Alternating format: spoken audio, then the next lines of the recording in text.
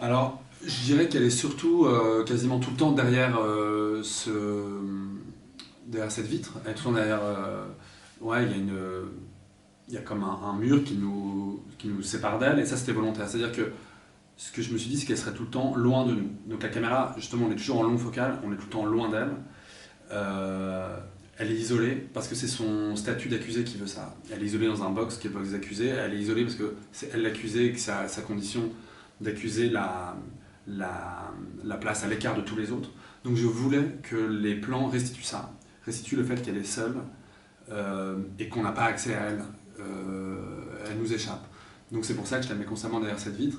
Cette vitre, elle faisait partie du décor réel du tribunal, c'est-à-dire que je ne savais pas si on allait tourner dans un tribunal avec un box vitré ou pas.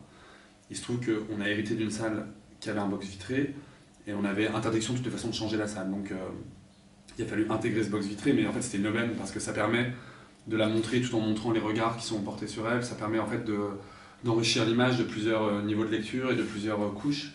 Et ça permettait aussi, tout à l'heure je disais, c'est bien de pouvoir faire durer des plans. Là je pouvais faire des longs plans sur elle qui n'excluent pas non plus tous les autres et parce qu'on les a en réflexion dans la vitre. Donc ça c'était vraiment une chance.